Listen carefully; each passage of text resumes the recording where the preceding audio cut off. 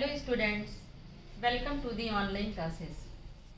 आज हम लोग साहित्य सागर के पद्य भाग में लेसन 7 विनय के पद की व्याख्या देखेंगे जो तुलसीदास द्वारा रचित है। व्याख्या शुरू करने के पहले हम तुलसीदास के जीवन पर प्रकाश डालेंगे। तुलसीदास का जन्म 1532 में उत्तर प्रदेश के राजापुर नामक गांव में हुआ था। ये श्री राम के अनन्य भक्त थे और अपने आराध्य की भक्ति में ही इन्होंने अपनी सारी रचनाएं की। इनकी प्रमुख रचनाएं हैं दोहावली, कवितावली, विनय पत्रिका और रामचरितमानस। रामचरितमानस इनका प्रमुख ग्रंथ है और इसमें इन्होंने श्री राम को मर्यादा पुरुषोत्तम की संज्ञा दी है। पुरुषोत्तम का तात्पर्य होता है पुरुषों में उत्तम, और इनके राम मर्यादित थे और उन्होंने अपने जीवन काल में जो भी कार्य किया उसके माध्यम से इन्होंने समाज को एक नया संदेश दिया और त्याग और बलिदान की भावना को समाज के समक्ष रखा। अपने इन ग्रंथों में इन्होंने श्री राम के उदारता की भी व्याख्या की है। इनकी मृत्यु 1623 ईस्वी में हुई। यहाँ पर इन्होंने श्री राम की उदारता के बारे में ही व्याख्या की है। तुलसीदास की भाषा ब्रज और अवधी दोनों थी। समनव्य की भावना इनके काव्य की प्रमुख विशेषता है। इन्होंने सगुण, निर्गुण और विभिन्न मतों एवं संप्रदायों को समन्वित करके और अच्छा उदाहरण पेश किया है। इन्होंने विलक्षण प्रतिभा से संपन्न महाकवि तुलसीदास उच्च कोटि के कवि, महान लोक नायक और श्री राम के परम भक्त थे। अपने अमूल्य योगदान के कारण ही इन्हें साहित्य जगत का चंद्र कहा जाता है। अब हम दोनों पदों का सारांश देखेंगे। पहला पद है ऐसे को उदार जग माही। प्रस्तुत पद में गोस्वामी तुलसीदास ने अपने आराध्य प्रभु श्री राम की उदारता का बखान करते हुए कहा है कि इनके समान उदार इस संसार में कोई नहीं है, और इसे अनेक उदाहरणों द्वारा प्रस्तुत किया है।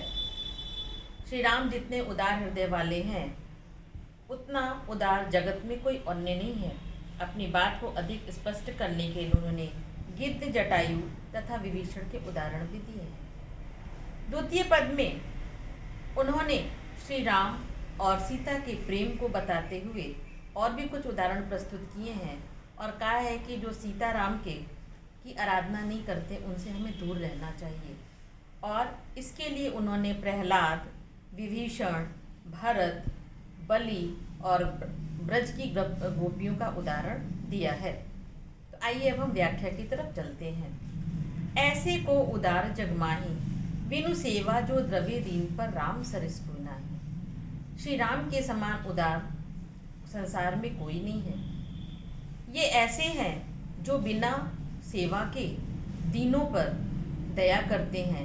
ऐसे राम के समान दूसरा कोई नहीं है। जो गति जोग विराग जतन कर नहीं पावन मुनि ज्ञानी।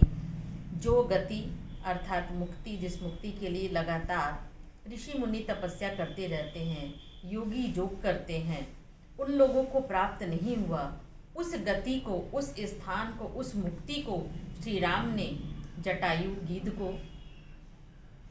गिद्ध जटायु को, शबरी को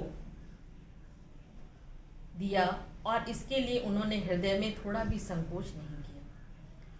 जटायु वह गिद्ध था जो सीता हरण के समय सीता की रक्षा करने के लिए रावण से युद्ध किया और अंत में रावण ने उसके पर काट डाले और वो राम राम कहता हुआ नीचे गिर गया और मूर्छित अवस्था में, अर्धमूर्छित अवस्था में श्री राम को याद कर रहा था। और श्री राम के मिलने पर उसने अपने प्राण त्याग दिए और श्री राम ने उसका अंतिम संस्कार अपने पिता के समान किया और उसको मुक्ति प्रदान की। इसके अलावा सबरी का उदाहरण दिया है। सबरी जो लगातार श्री राम का वर्षों से इंतज़ार कर रही थी, उनकी कुटिया में पहुंच करके उन्होंने सबरी द्वारा दिए गए जूठे बेर खाए और सबरी को कृतज्ञ किया और इसके साथ ही सबरी को मुक्ति प्रदान की। जो संपत्ति 10 अरब करी रावण शिव पहलीनी। जिस संपत्ति के रूप में लंका, सोने की लंका को रावण ने शिव से प्राप्त किया, अपने 10 शीश के बदले में अपने 10 सिर को अर्पित करके उसने शिव से प्राप्त किया था, वही संपत्ति युद्ध के बाद श्री राम ने विभीषण को प्रदान किया और थोड़ा भी संकोच नहीं किया। बहुत अपने उपकार के बदले में उन्होंने उसे बहुत तुच्छ वस्तु समझी। तुलसीदास सब भांति सकल सुख जो चाहसी मन मेरो। तुलसीदास जी कहते हैं कि अगर सभी प्रकार के सुख को हे मन तुम चाहते हो तो श्री राम का भजन करो, वही कृपा के खान हैं, वही कृपा निधि हैं जो हमारे सारे कार्यों को पूरा करेंगे। इस प्रकार इस पद में तुलसीदास ने श्री राम के उदार हृदय का वर्णन किया है। दूसरे पद में उन्होंने और भी अन्य उदाहरण प्रस्तुत करके कहा है कि अगर तुम्हें भजन करना है तो श्री राम का भजन करो, उनसे विमुख रहने वाले लोगों से अपना नाता तोड़ दो, और अनेक उदाहरण प्रस्तुत किए हैं। जाके प्रिय न राम वैदेही, और इस संदर्भ में उन्होंने कहा है कि जिसको राम और सीता प्रिय नहीं है तजिए ताही कोटि वैरी सम यद्यपि परम सनेही। वो अगर आपको बहुत प्रिय भी हैं लेकिन उन्हें करोड़ों शत्रुओं के समान त्याग दीजिए। त्यजो पिता प्रहलाद, जैसे प्रहलाद ने अपने पिता का त्याग किया, विभीषण ने अपने भाई का त्याग किया और भरत ने अपनी माँ का त्याग किया।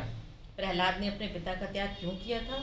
क्योंकि प्रहलाद के पिता हिरण्यकश्यप थे और हिरण्यकश्यप लगातार नारायण नाम का विरोध करते थे, पर प्रहलाद ने नारायण नाम जपना नहीं छोड़ा और इसके लिए उन्होंने अपने पिता का त्याग किया। विभीषण ने रावण का त्याग किया और श्री राम की शरण में चले गए, और भरत ने अपनी माँ कैकेयी का त्याग किया, क्योंकि कैकेयी के द्वारा ही श्री राम को वनवास मिला था, इसलिए उन्होंने अपने माँ की बात को नहीं मानी और श्री राम की शरण के अनुसार ही अपना कार्य किया। बलि गुरु तज्यो, बलि एक ऐसा राजा था जिसने तीनों लोक पर अधिकार कर लिया था, बहुत शक्तिशाली था, लेकिन जब वामन अवतार लेकर के स्वयं भगवान उसके दरवाजे पे पहुँचे तो दान स्वरूप उन्होंने जब उससे भिक्षा मांगी तो उसने तीनों लोक का दान किया, लेकिन उनके गुरु शुक्राचार्य ने इस बात के लिए जब मना किया तो बलि नहीं माना और उसने श्री नारायण का साथ दिया। कंत ब्रज बनतनी, और ब्रज में रहने वाली गोपियों ने अपने पतियों का त्याग किया और ये सारा काम करके उन्हें किसी प्रकार का दुख नहीं हुआ। वो अत्यंत आनंदित और प्रसन्नचित हुए और श्री राम में हुए। श्री राम की शरण में जाकर के उन्होंने अपने आप को बहुत सौभाग्यशाली समझा। नाते नेह राम के मनियत सुहृद सुसेव जहाँ लो, इस कारण भगवान राम से प्रेम करिए और उन्हीं की शरण में जाइए, उन्हीं को अपना मित्र मानिए। अंजन कहाँ आँख जे फूटे, बहुत कहाँ कहाँ लो। तुलसीदास जी कहते हैं कि ऐसे काजल को आँख में लगाने से क्या फ़ायदा जिससे आँख ही फूट जाए। तुलसी सो सब भांति परमहित पूज्य प्राण थे प्यारो। तुलसीदास जी कहते हैं कि प्राण से प्रिय श्री राम हमारे लिए हर प्रकार से हितकारी हैं, हर प्रकार से कल्याणकारी हैं। जासो होए स्नेह रामपद ऐतो मतो हमारो। इसलिए ऐसा हमारा मानना है कि आप सभी श्री राम के से स्नेह करिए, श्री राम से प्रेम करिए, श्री राम की शरण में जाइए, तभी हमारा कल्याण संभव है। इस प्रकार इस पद में तुलसीदास ने श्री राम के स्वरूप का वर्णन किया है, ऐसे स्वरूप का वर्णन किया है जो हम सभी भक्तों के लिए हमेशा तत्पर रहते हैं और बिना किसी आकांक्षा के, बिना किसी सेवा के वो हर जगह हमारी सहायता करने के लिए तैयार हैं। इसलिए हमें हमेशा उनकी ही शरण में जाना चाहिए। इसके अतिरिक्त विनय के पद के दोनों पद संपूर्ण हुए और इसके प्रश्न उत्तर जो अभ्यास पुस्तिका में दिए हुए हैं वो PDF के माध्यम से हम भेजेंगे। Thank you.